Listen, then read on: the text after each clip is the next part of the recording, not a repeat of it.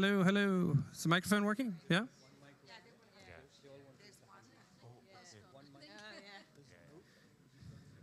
So we have a big panel now. We have a big panel now, so we're going to. Did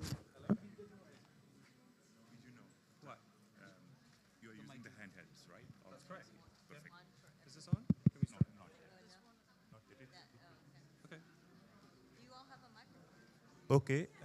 So we are starting this session in which we are going to hear the role of security exchanges in addressing the issue of climate change on how exchanges can help in innovation. Um, I will now request representative from ISCO. No, that's me. You are going to. So I'll request Yes. um, Anthony Miller. Anthony. There you go. Yes, Anthony, you have the floor. Thank you very much. And can I have that microphone back? This one works. This one works. Okay, give it to him. Thank you very much. Thank you to our good friends and colleagues at UNFCCC for hosting us here in their Innovation Hub. I'm Anthony Miller, the Chief Coordinator for the United Nations Sustainable Stock Exchanges Initiative. This is a joint session with our good friends at IOSCO, the International Organization for Security Commissions. They are security regulators, a body of security regulators internationally. We also have with us on the stage a number of stock exchanges. So we're going to hear both from the regulators of the security markets as well as the stock exchanges about what they're doing. It's a great pleasure. COP, of course, if veterans of COP will know that COP can be kind of, has a special energy, let's say. It does require a little bit of speed to go through these kind of things. We have 10 speakers on the panel today, 60 minutes, and we got a late start. So, but we are going to show the dynamism of the capital markets and how fast they can do. With that, straight and to the point introduction, I would like to kick off with the Secretary General of IOSCO. Martin, you have the floor for opening comments. Let's see if this one works as well. It probably does if I turn it on. No. Is that working? No. I think I might need your one. Yeah? Here, swap. I'll swap you for the one that doesn't work. Thank you very much. I wanted to start, if I could, with a few remarks that are intended to be just a little bit provocative, maybe, about the possible role of exchanges in the point we've reached. IOSCO's done a lot of work in relation to carbon markets. We think they're extremely important, potentially, but we think there are challenges. I'll speak about voluntary carbon markets, and Verena in a moment could possibly say something about the compliance markets. But if I focus on voluntary carbon markets, there's something that's obvious about voluntary carbon markets to anybody who knows anything significant about financial markets, or to anyone who's paid much attention to the way voluntary carbon markets have developed over the last 20 years. And that is that voluntary carbon markets are riven with vulnerabilities. They have huge challenges to work effectively and to be part of the road forward. There's a lot of doubt and skepticism about them, and yet all the problems they face are potentially soluble. If you divide them into two different types of challenges, environmental integrity challenges, how do we assure the environmental integrity of voluntary carbon credits? That's one set of issues, particularly the additionality issue, but a number of other issues that closely relate to that. But secondly, to really get the benefit of voluntary carbon markets, to really get the benefit of the potential for trading to generate a carbon price that will actually incentivize and reward initiative to do what voluntary carbon credits potentially can do, we need also a secondary market. We need trading. We need liquidity. We need people who are in that market, frankly, to make money out of the system. And there's nothing necessarily bad about that. But to do any of that, we have to address the challenges in this market. And as we sit here today, some of those challenges are not being adequately addressed. Now, I want to say very clearly that I support the principles that the ICVCM have issued. I think they're very good principles, and it's a very worthy initiative. But the question is it enough? Have we got to the point where with those principles, with the kind of validation services we've got at the moment, with the kind of initiatives we've seen around trying to develop voluntary carbon markets, will they just develop? I've been to a couple of discussions today on this overall topic, and I think it's fair to say people doubt it. Some people wish it would happen, but people doubt it. So let me pause for a second to consider our analysis of the issues which we have just finalized and published. Think in particular about the issues around financial integrity. We need a regulatory framework, preferably consistent across the globe, that creates clarity around issuance, trading, and retirement of these credits. Specifically, we need sufficient contractual standardization to create trading opportunities. We need custody arrangements that are definitive and aren't open to doubt. We need public data on pricing to underpin valuations and trading strategies. And we need clear rules that prohibit the worst conflicts of interest and identify the others and require management of them. Now, there is nothing in that is not in the core skills of exchanges. Public sector entities are not chafing at the bit in order to do all this. They are coming in increasingly, and I would say slightly reluctantly, because it hasn't been done. If this is not done, I'm quite sure voluntary carbon credits will exist, but they'll exist in a buy and hold sector with an inadequate price to achieve all the benefits that they could achieve.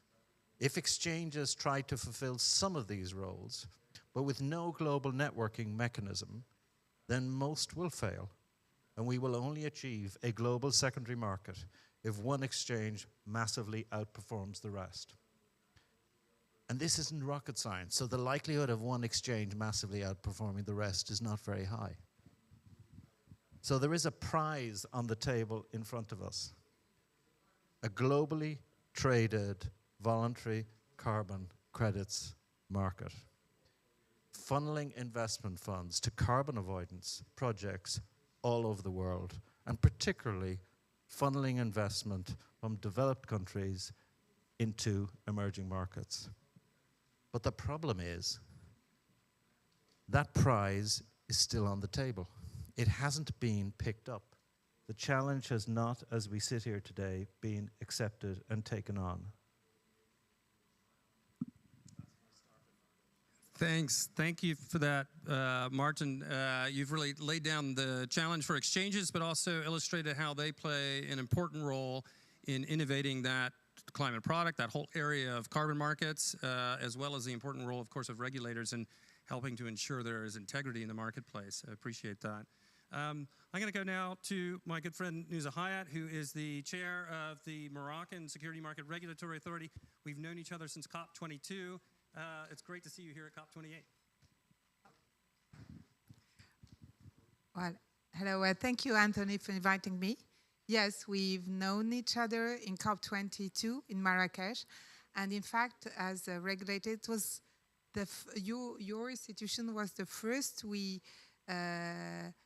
contacted, and we had an answer to help us addressing, as a regulator, these issues. Because at that time, although now IOSCO has made, there was no real commitment from IOSCO. And so we joined. I think we were part of the very first two regulators to join your already settled Sustainable Stock Exchange initiative. At the time, I mean, I argued that it needed some regulation support from regulators. And also, I also wanted to thank you because you supported us in an initiative that is still going on and that really helped the continent. It's the Marrakesh Pledge. That it's a platform that that was signed by almost all exchanges and regulators from the continent to commit to promote sustainable finance and the sustainable capital markets. So, well, thank you for all of this. I'm very happy to be able to share what we've been doing. Well, in Moroccan Capital Market Authority, all our actions are towards these issues are organized, let's say, 3 pillars. The first is that we have it's a pragmatic approach.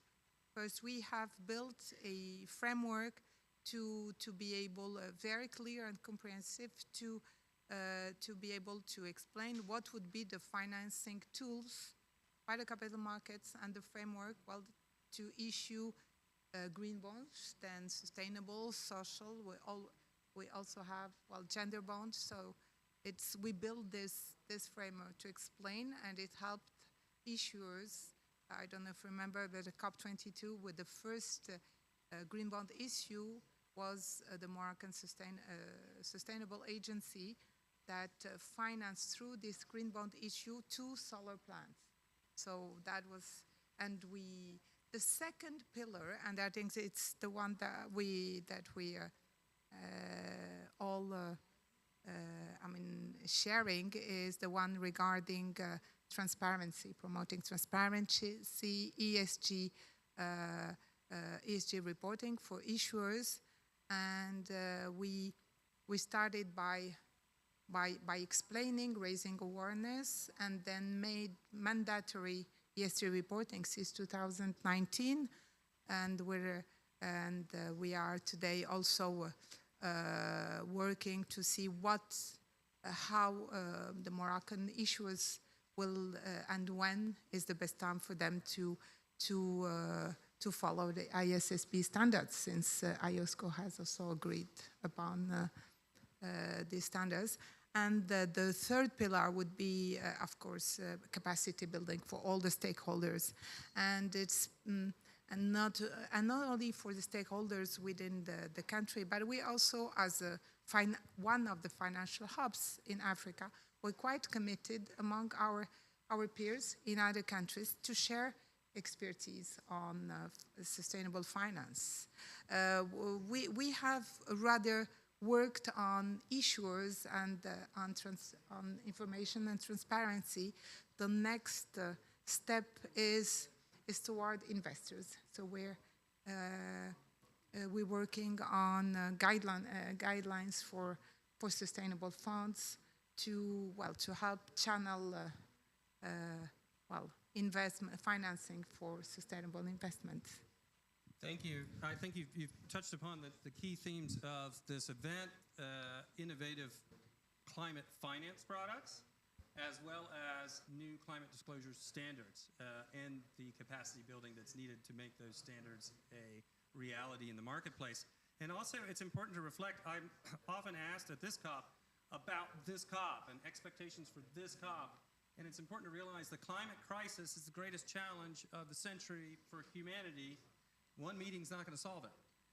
And we've made a lot of progress at previous COPs, COP22, COP23, and so on. Every COP has to add to it. Today we're going to talk and get a sense of everybody's expectations for how they can build on this. So with that, I'd like to go to Verena Ross, who's the chair of ESMA from Europe.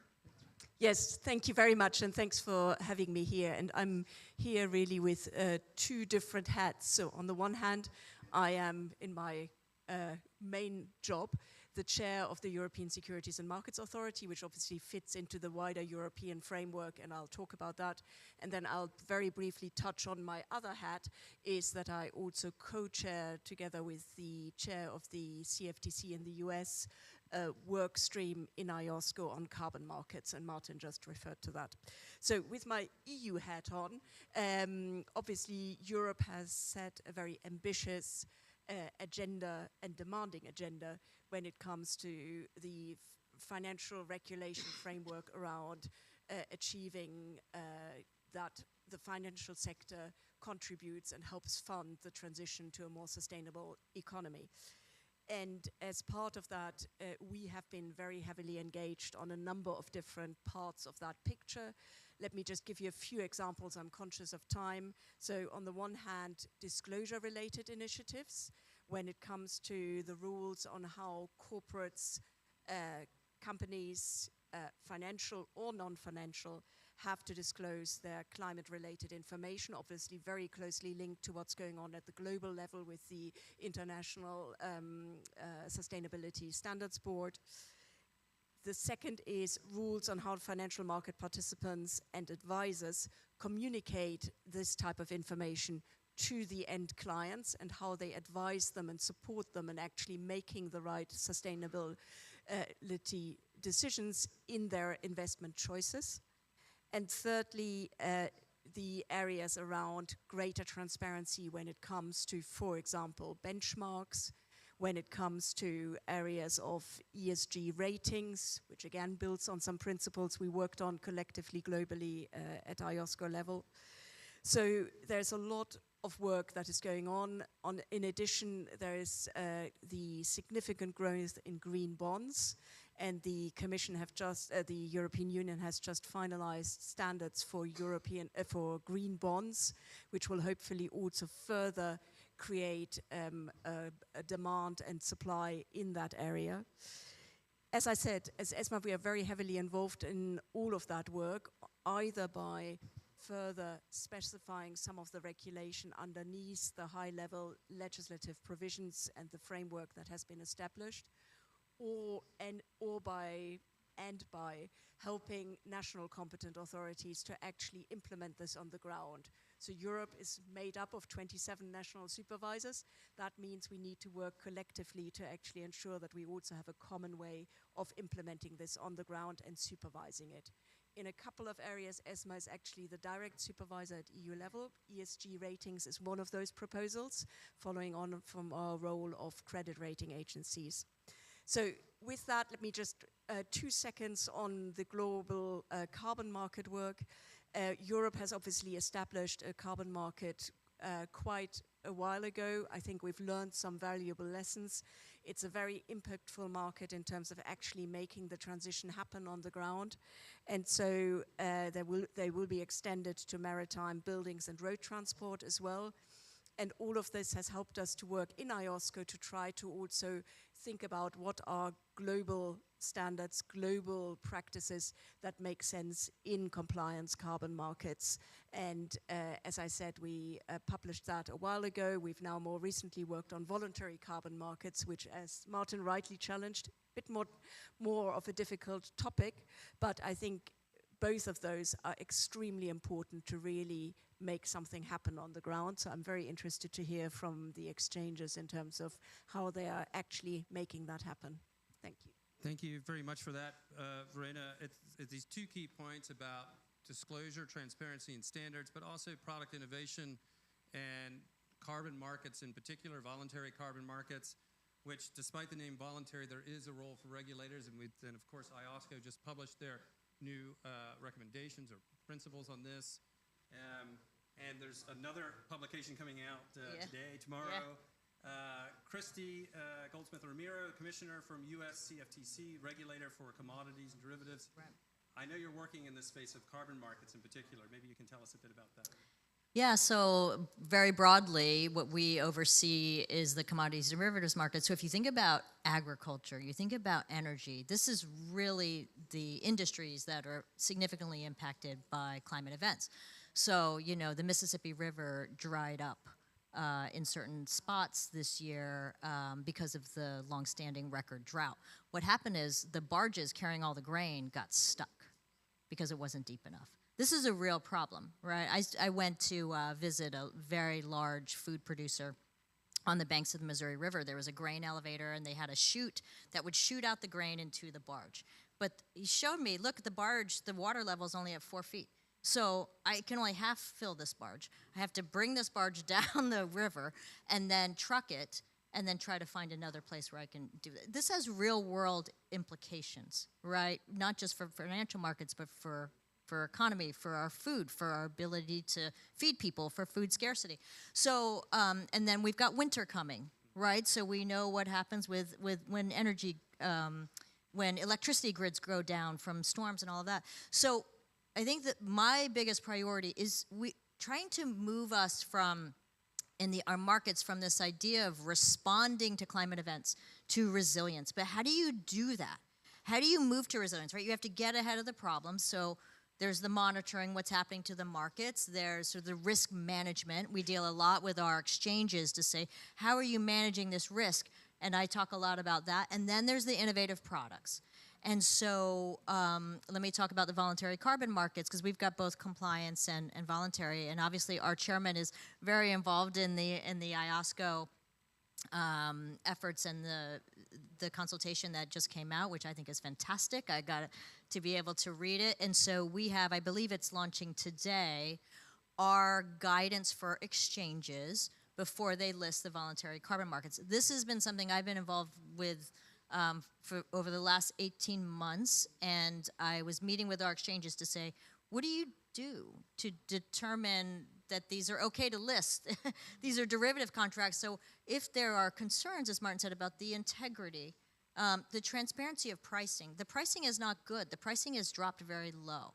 So I think bringing more of this market onto exchanges can help raise some of these issues, and exchanges have these self-regulatory obligations that they can bring some credibility into it. And so, big fan of ICVCM myself, and so in March I started saying we should put out some standards, some guidelines for our exchanges to say, what do they need to do? What is the due diligence on registries? How does someone know? Because there's not confidence in this market. If there's not confidence in the market, it's not going to be used, right? We've seen the demand drop. And so the idea is, how do we inject confidence into this market? Now, granted, we're on the derivative side, it's smaller, but it could serve as a standard that others look to. And so we're releasing those guidance, the guidance today for exchanges. I think that's going to be very helpful. We're also working with the exchanges on other innovative products, particularly in the metals and minerals. So if we all are here talking about the idea of bringing down fossil fuels, what are you replacing it with? You need batteries, right? If you need for electrification, or if you're going to have solar, how are you going to store it? And so there's important metals and minerals that are needed for that. The demand's very high, the supply's very low, and you've got a very volatile pricing on these. It just shoots up like this. So the derivatives can kind of help smooth that out. The other thing is just making sure our just basic bread and butter markets work well. So if you have a bank, for example, who wants to finance solar project, but it's a high interest rate environment, well, you can lock in that interest rate using derivatives. So there's a lot of potential here. And then I would say the other thing in resilience is working together globally. Climate change does not know borders, right? We know this. Commodities are very global. I mean, all the food, I mean, we saw this with Russia and Ukraine and what happened with wheat. And so we have to do this together and work together. And that's why us looking at the ICVCM was so important, to try to have some global standards. But I think that coordination and harmonization is very important. Thank you very much for that. It's also a very illustrative example of the kind of risks that exist and that affect both commodity markets, this issue of droughts causing transportation on the rivers to slow down or stop, which disrupts transmission of agricultural products to market. I'm thinking about ISSB standards. We'll come back to that. But talking about financial risk, material financial risk disclosure on climate issues, I'm sure 10 years ago nobody thought to include the river drying up and we can't get our product to market. So I'd like to go to Ahmed Rushdi from the Financial Regulatory Authority of Egypt. He's also the executive chair of the Regional Center for Sustainable Finance, doing a lot of work in the region to promote sustainable finance adoption, implementation of standards. Ahmed. Okay, thank you, Anthony. Actually, the Regional Center for Sustainable Finance is the sustainability arm of the Financial Regulatory Authority Egypt.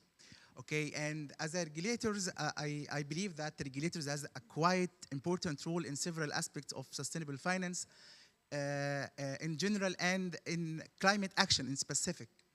The role of regulators is to create an enabling environment, exactly, and enabling regulatory frameworks, exactly, okay, that pave the way to enhance the transition into lower carbon economy. The regulators and regulatory framework shall support the scaling of sustainable finance instrument, including not only the green bonds, but also the social and sustainability linked bonds, in addition to all the thematic bonds like gender empowerment bonds, and also the transition bond that we introduced in Egypt. In addition to the ESG and sustainability fund names, okay? On the carbon front, actually, I believe that the role of regulator is to promote the new innovative markets like the carbon markets. The regulated carbon voluntary markets. And here, I have to, I believe that the start point in the carbon market is what you cannot measure, you cannot change, okay?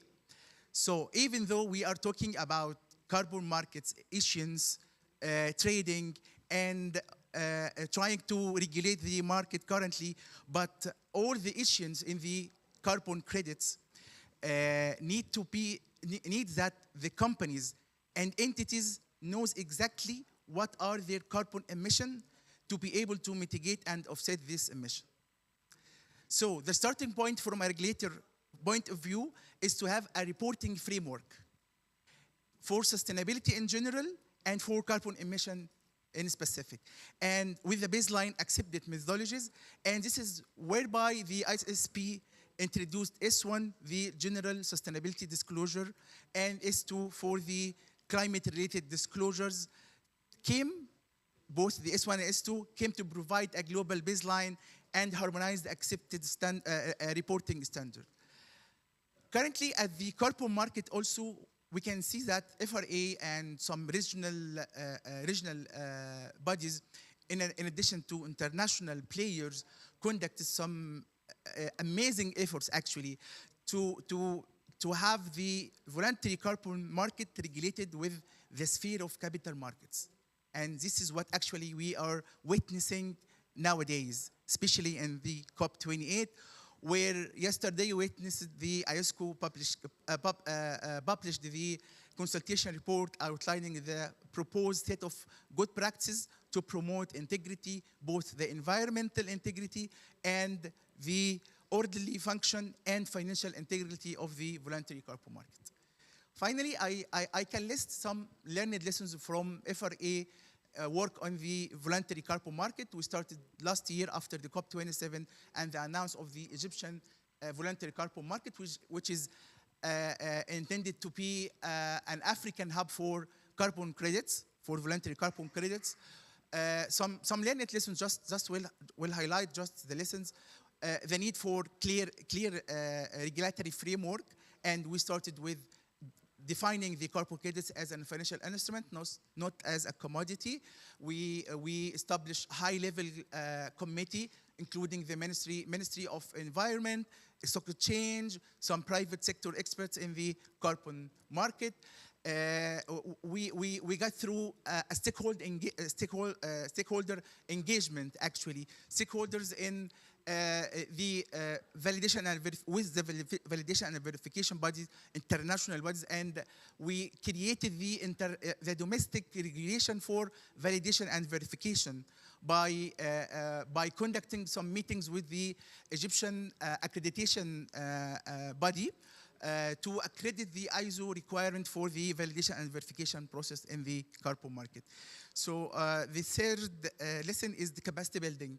Okay, capacity building for market participants is crucial for the successful implementation of the voluntary carbon market, providing training, technical assistance, and knowledge sharing opportunities to project developer, validator, verifier, okay, and even for the demand side too. And this actually what FRA is currently doing. We are not just setting a regulation for the market, we are building the market structure. Okay, the demand side, we engage with the demand side, engage with the supply side, with exchange, make sure that we have a platform up and running in the exchange, okay, with a website, so all supply side can, potential supply in the Egyptian market can upload their projects on the website. Finally, the awareness and marketing, okay? Because we believe that not only the voluntary carbon market, but also the sustainable finance, ESG, TCFD disclosure, and currently the ISSP, the S1 and S2, we need awareness and marketing for the sustainable finance. Thank you very much. It's a real tour de force what's happening there in Egypt, both on the product innovation side with carbon markets, but also you mentioned ISSB standards where you're working around promoting that adoption and implementation. Yeah. I just would like to add that we already have a mandatory ESG and TCFD disclosures, and FRA is planning to align and map with the IFRS S1 S2 for the implementation. Excellent. So that's a great segue into our next speaker, Jing Dong, the Vice Chair of the International Sustainability Standards Board, who is responsible for these new ISSB standards S1, S2. They've been endorsed and strongly supported by IOSCO, as well as the UNSSE, and we are your partners to help promote the capacity building in this area, along with most of the exchanges on this panel, by the way, that I think they'll all be stepping forward to promote training in this place and assist with that. Maybe you can tell us a little bit more about these standards. This is, by the way, this time last year at last COP, we were also on a panel together. We did not have these standards. So this is an important sign of progress to step forward. Well, thank you so much for your invitation and great partnership all around. And let me also say stock exchanges play such a bridging role between global savings and enterprises' need for financing, including transition finance. You know, since Ahmed was last speaking, I was wondering when the pyramids were built, you know, you need to have standard the size of the stones, otherwise you would not be able to do it.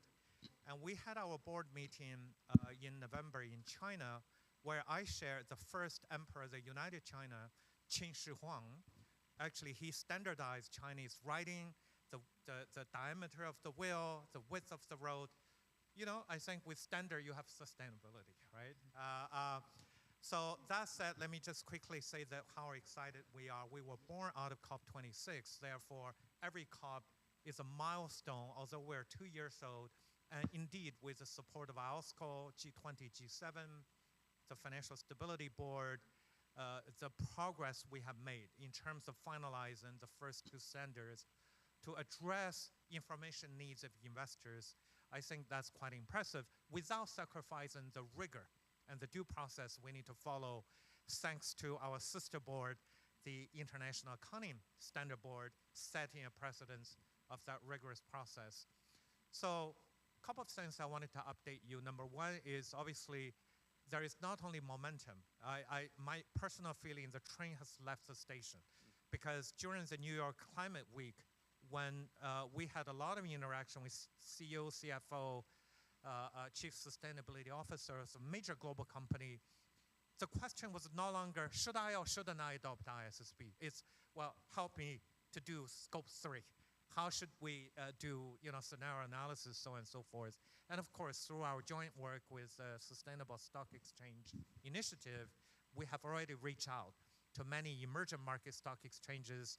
And I was just in the Philippines, so we met up to discuss what we need to do. So what are the major challenges? I think a couple messages I wanted to share.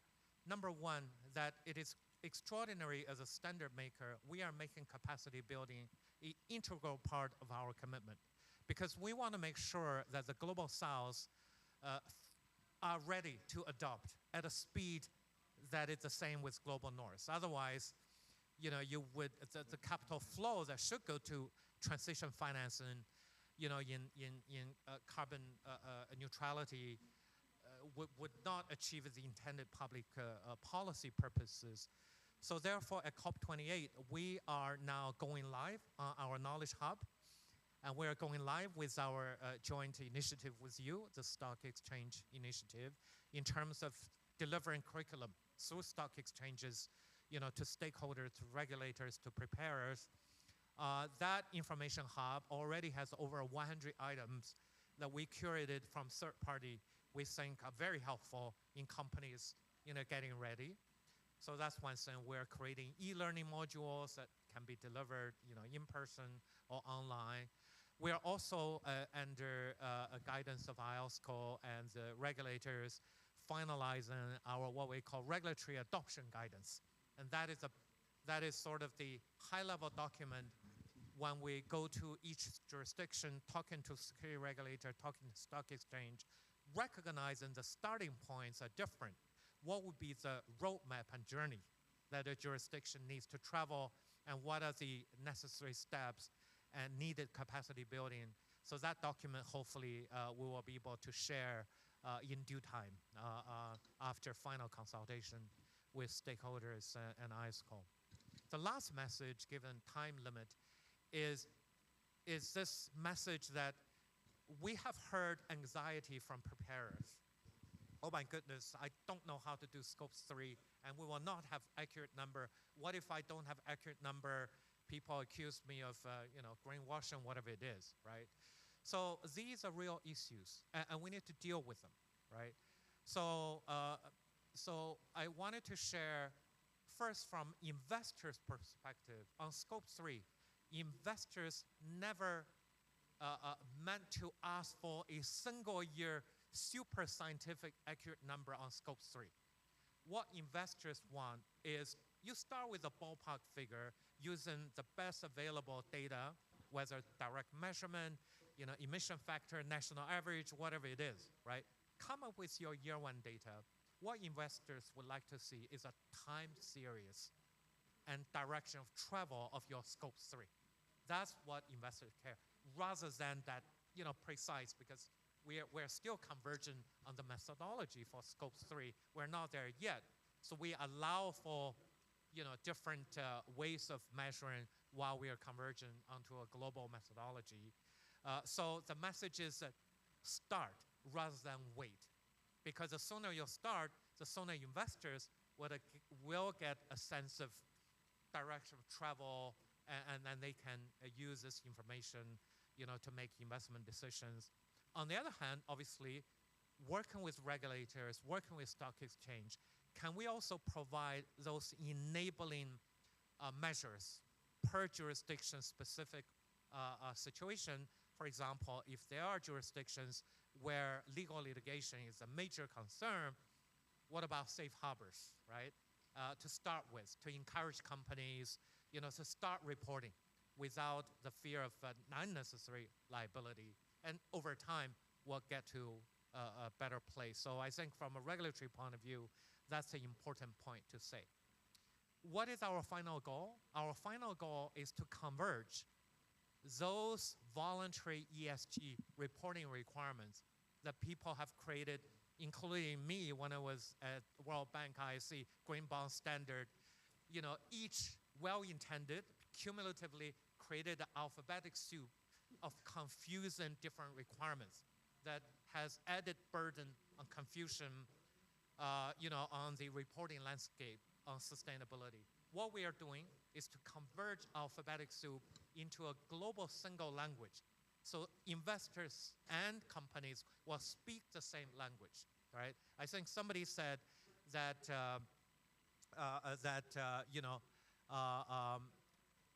that only with information you can make decisions. And we also say better information for better decisions. For many emerging markets, the situation is that because there is no information, therefore investors cannot make a decision, therefore there is no capital flow, right? So we need to solve that problem in terms of equipping companies with a global language of reporting their material sustainability, risk and opportunity, and now open up opportunity for investors to say, okay, you're speaking this global language. I can understand. I know what your company is doing, and therefore I can consider investing. I think eventually that's where we'd like to achieve. Finally, of course, we're climate first, but we're also in the process of looking at what are the next sustainability standards we will make. We have a agenda consultation that just concluded. We had many feedback on informing us where we need to go on the next. I think one message that was clear from the feedback and also our consultation is that do a good job implementing S1 and S2, of course, and that's a commitment we have made, including the capacity building. But then we have 4 items. We said, okay, we want your feedback on what we should work on. They include biodiversity and nature, human rights, human capital, and better connectivity between the annual financial disclosure and sustainability disclosure. Over the next several months, we will be deliberating on the feedback that will inform our staff on what are the next standards we will be working on while busy supporting adoption globally on this new single global language. Start speaking it now. Thank you very much for that, Jingdong, and we look forward to working with you to promote that adoption and implementation around the world, and also just to congratulate you for the great progress, and I think this is an important thing. People are moving from one session to another at COP. There's a lot of discussion about challenges. There's a lot of questions about what can we do. I think what we're seeing here is a very good example of progress.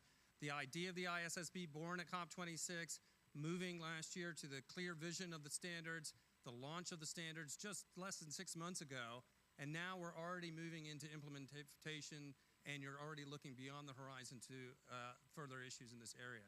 So I'd like to now move, we've had a conversation with regulators, standard setters. These are the people who kind of build the road and paint the lines on the road. I'd like to move now to a conversation with stock exchanges. That is, unsurprisingly, one of the main constituencies that the SSE works with. We are also the secretariat for the Net Zero Financial Service Providers Alliance, especially for the Net Zero Exchange Group within that. And in this spirit of progress and one step forward every time we have these meetings at COP, we're very pleased today to announce 2 new members of this Net Zero Alliance. 3 new members of this Net Zero Alliance, 2 that are with us in the room, but 3 in total. We just launched the Net Zero Alliance at COP26, part of GFANZ, the Glasgow Financial Alliance for Net Zero. It had been busy working, creating its own framework. We have with us one of the founding members of that Net Zero Alliance and one of the influential members of GFANZ overall, the London Stock Exchange. Julia, the CEO of the London Stock Exchange, maybe you can kick us off on this conversation about this role of exchanges in promoting net zero, whether that's product innovation, new standards like ISSB standards, and so on. And as a former regulator, maybe I'm the bridge between the 2 conversations as well. Well, the first thing I'd like to say is welcome to the new club for those who are the new joiners for the Net Zero Alliance. But let me pick up on a few themes that have been being kind of pulled out in the comments that have been made already. The first thing is, to me, it goes without saying that exchanges have a critical role to play. And one of the things that we have always said and long said as one of the most global exchanges in the world, where we have a huge number of companies from all over the world who list on our markets, is that international standardization and clarity as to what is expected of issuers operating on a venue and any venue is critical. And one of the reasons we were enormous supporters of TCFD when it came in, and obviously the UK led with making it mandatory for listed issuers and indeed for asset owners, we were the first working with the UNSSE to create the model guidance that hopefully others could then use in terms of the implementation of TCFD. We were also very honoured to have the launch events for ISSB 1 and 2, and we have made a very public statement that we want economies around the world to commit to economy-wide take-up of ISSB 1 and 2 by 2025. And we know the UK is already working on that, and we're pushing hard, and we very much welcome the UK's government support on that as well. We've also been very active in the Transition Plan Task Force in the UK, because simply put, if you have mandatory TCFD, you have science-based targets, you also need to be able to disclose how you're getting from A to B. And making sure that there is clarity around that has been something that the UK has led on. And we had the launch of the Transition Plan Task Force report and recommendations earlier this year as well. An awful lot of that actually was work that was started around COP26 and is now, exactly as you say, around the ISSB, turning into practice. And so we are very much trying to do everything we can to back that standardization, everything that you were saying about making sure that there is one version of the truth, and we move away from the alphabet soup that we have had. Because it is absolutely true as well that that alphabet soup became an excuse for inaction in some places, and we need to make sure that we minimize that risk of inaction. But we also have to zero in on the really practical things that we need to do that are actually going to make those standards turn into applied science that is used on venues. And let me just give you a couple of examples of that. So one of the issues, if you are a asset owner and you're trying to look at your scope 1, your scope 2, and your scope 3 all the way through your supply chain, how do you get confidence in the data? Now, I totally appreciate people are going to be looking at trend lines, etc., although it doesn't always feel like that for issuers. I know that. Some of these things are arts more than sciences at the moment, and we need to recognize and have capacity to recognize that evolution in the system. And that is hard for regulation, and it's hard for systematized markets. I fully appreciate that. But one of the things we've been working on as LSEG is working with Bursa Malaysia and SET and IDX on the idea of a ground-up data gathering platform for supply chains and emerging markets, so that that data can increasingly go into the global multinationals to give them the data to be able to support that. Because that's how you actually get all the data through the chain. Now, we have a lot of issuers in London who already have pretty established disclosure mechanisms, and that's why we're not leading on it from London, because fundamentally this needs to be led from the emerging markets where those supply chains need the most support in gathering that data. But we will be trialling it with parties on the London Stock Exchange who need that support and need the ability to build it up. And we're trying to make sure that we do that as much as can and create as much collaboration across venues to do that. That is the hard practical yard. On Martin's challenge on VCM, I agree with you, but let me focus on issue 1, not issue 2. So we actually launched the voluntary carbon market in the UK last year. We announced it at COP, we launched it a year later. And we took a step back and said, for the volume of voluntary carbon credits currently outstanding, we are not going to focus on, to be blunt, nickel and diming the efficient trading of a voluntary carbon credit, because there are too few of them out there at the moment. And we have a chicken and egg problem in the voluntary carbon market, which is, in order to invest in a project, you need confidence in the value of the credit. But how do you get confidence in the value of the credit without a deep and liquid market for the credits? How do you get a deep and liquid market for the credits without actually having a lot of investment into the projects that generate the credits in the first place? That's what we call the chicken and egg problem. Now, the UK, because of everything I've just outlined, is in a unique place. We have mandatory TCFD for listed issuers. We now have mandatory transition plan disclosure. We have ISSB 1 and 2. So the challenges that corporates have, which they receive from civil society, which is you need to do the hard yards of direct decarbonisation, why are you buying a credit, is something that we can use the disclosure framework in the UK to say, well, I'm doing that directly, but this is the delta between what I've got right now and what I can achieve and what I need to invest in. We then created a designation on our market for voluntary carbon credits for operating companies and for funds. And the consequence is an operating company or a fund can be established on our market to invest in projects that generate voluntary carbon credits and pay a dividend in specie. Now, in one fell swoop, with the support of the FCA, we brought the voluntary carbon credits in scope of the transparency regime, the listing regime, and the market abuse regime in one fell swoop.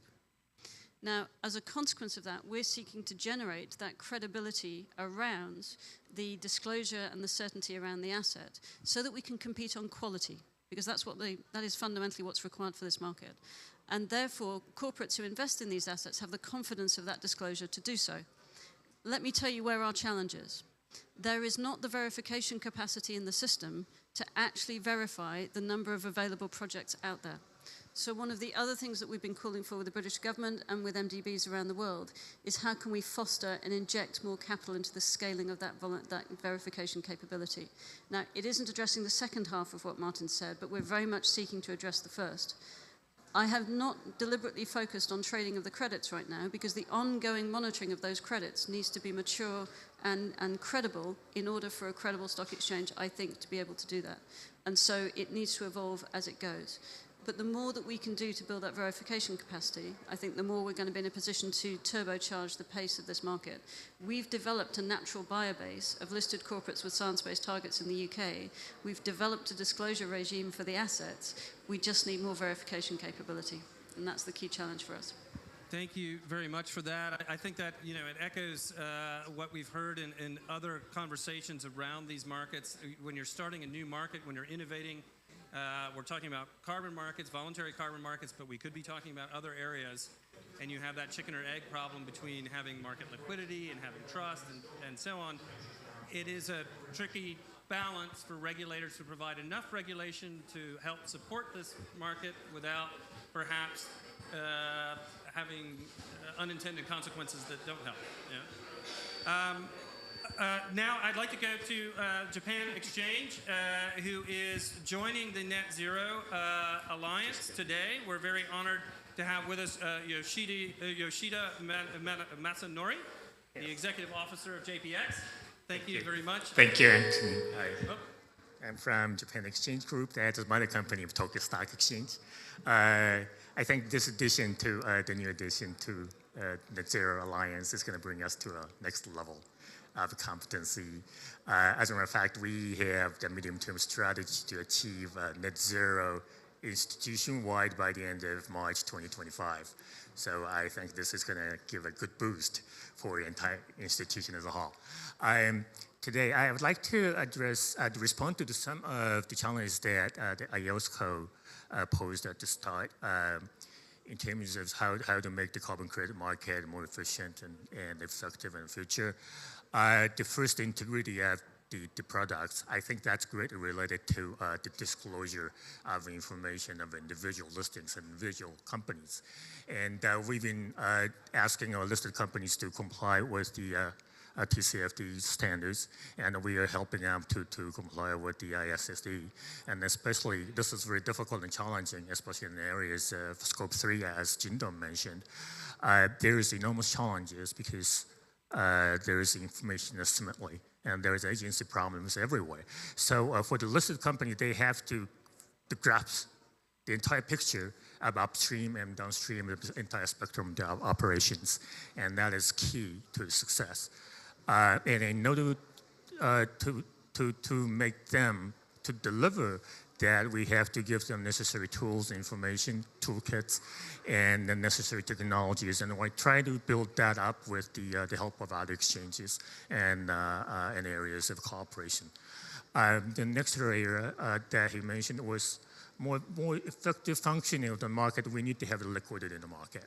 And now when it comes to a carbon credit market, we started off the carbon credit trading based on a technology-based products we call J-Credit. And we started off with a couple hundred listings. Now it finally came down to a dozen, maybe less than 10, because we needed to have liquidity in the market for effective trading. Now we try to extend more into more of a compliance market as well, and also the voluntary market. But there, the listings and the products are dependent upon the different environmental framework that each individual exchange is operating in. And in order to have the effective and efficient market, we need to have a standardization of products, and we need to cooperate with the regulatory authorities, what the core product is going to be, and what is the most promising product for the market operate in the most effective manner in order to create the liquidity. And I think some of the exchanges now taking a leadership role, try to lead the path, and we try to, we are willing to cooperate with them. But I think that this is going to rest in the regulatory authorities' domain, how they're going to cope with these challenges in terms of standardization projects and disclosure, because disclosure has to be also standardized, and it has to be disclosed in a comparative form that every investor can see. So this is a challenge that is just placed on the table for the discussion. Thank you very much for that. It's, again, examples of innovation in your marketplace, but also this dynamic conversation going on between the exchange and regulators as you both are feeling your way forward to find the right mix of product innovation, standardization, and regulation. Yeah. So I'd like to welcome our next member of the Net Zero Exchange Group, Raul from the Philippine Stock Exchange. We're very happy to welcome you on board. Do we have Alice? Alice, can I borrow that microphone from you? Yes, sir. Yeah. Thanks. The floor is yours.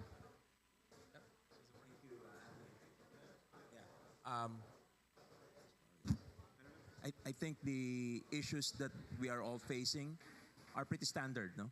Regardless of the level of... Hi, thanks again. I think just to try to weigh in on it, the issues that we face are pretty standard. There are nuances that we have in the Philippines. And say nuances, there are those that are actually far advanced regardless of what's happening or not happening, both in the regulatory space and in the marketplace. Okay, they've actually done the transition. They're showing the way, and they've used already the available frameworks out there. So that's like the best case. But the reality is there's like 95% that are still probably discussing the business case. You know, they're not yet all in. So I think the role of an exchange right now is that to accept the complexities, right? We're born into this already. This is in our DNA.